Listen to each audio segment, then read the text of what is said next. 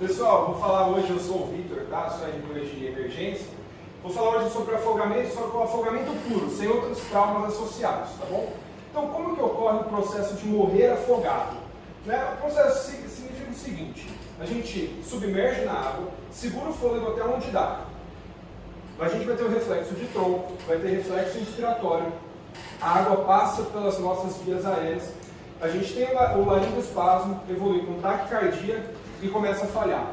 Da taquicardia vai para bradicardia, para gasping, e aí o paciente, enfim, entra em PCR. O paciente inicialmente entra em AESP, depois a sistolia e depois em óbito. Então, a forma para a gente reverter esse processo é ter um bom pré-hospitalar para agir nos elos dessa corrente e o paciente sobreviver. Então, a pergunta seria: como ressuscitar um paciente afogado? Pela RCP, ventilações e compressão. Só que, aqui no caso do afogado, tem particularidades. A particularidade seria priorizar a ventilação. Então, o socorrista, né, o guarda-vidas, ainda tirando o paciente da água e levando para a margem, ele pode, caso consiga, caso seja efetivo, iniciar a ventilação e realizar a aspiração de vias aéreas, de preferência com 2 cânulas de aspiração. O volume de líquido dentro da via aérea vai ser importante. E, principalmente, evitar hipotermia. Né? Então, o paciente ele é considerado morto a partir do momento em que ele está morto e quente, certo? Ele precisa estar quente. Mas se o paciente não tiver em PCR, se ele não tiver em PCR, a gente vai ver outra coisa.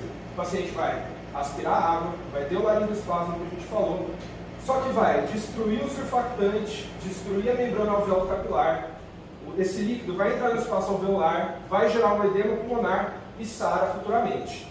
E é importante, a gente vai falar isso aqui no próximo minuto, mas o paciente afogado ele ingere líquido também. Então, vai ser um atendimento segundo a TLS. Essa aula é sobre o afogamento puro, não vai ter o X para a gente conter o sangramento. Então, no A, colar cervical apenas em relato de trauma, porque menos de 0,5% dos pacientes que são afogados, eles têm alguma lesão cervical. Ficar atento para ver é difícil, porque esse líquido, geralmente, ele é espumoso e vai dificultar a sua visibilidade. E aspirar as vias aéreas, igual eu tinha falado antes. No B, dependendo do nível de consciência, depende do paciente, ou AMBU ou massa adenoinalante, com alvo de 94% a 98%. Pode-se tentar o Trendelenburg, e dentro do hospital pode-se tentar VNI também. No C, a atenção é para hipotensão. Por quê? Se o paciente tiver hipotenso, provavelmente ele tem outro trauma associado, porque o afogamento, puramente, dificilmente dá hipotensão. E aí, você deixa no alvo de uma PL maior que 65.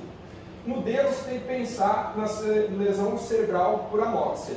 Esse paciente ele se apresenta letárgico, com convulsão ou com coma mesmo. E no E, você precisa necessariamente corrigir a hipotermia. Dificilmente o paciente vai se afogar numa água de 36 graus e meio.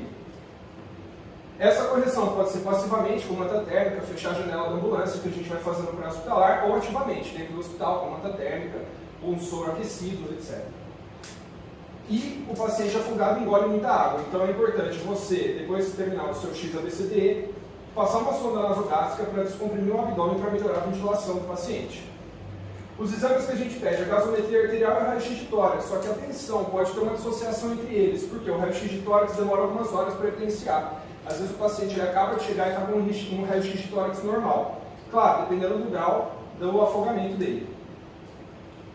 E quando a gente não pede exame de imagem torácica? Se o paciente não tiver sintomas respiratórios, estiver alerta e não tiver outros sintomas associados. As pegadinhas importantes é que o raio-x se assemelha muito com broncopneumonia, então não é antibiótico para todo mundo. E um paciente que chega pouco sintomático, ele pode deteriorar. Então não é que ele chegou pouco sintomático que você já libera. Esse daí é um raio-x encontrado na literatura de um paciente afogado, né, uma imagem compatível com pneumonia. E quando então que você dá alta para casa? Depois que você manteve 6 horas de observação, o paciente evoluiu sem tosse, sem outros sintomas respiratórios, com sinais vitais estáveis, sem alteração do exame físico e sem alteração radiológica, ou seja, o paciente que evoluiu normal durante a observação.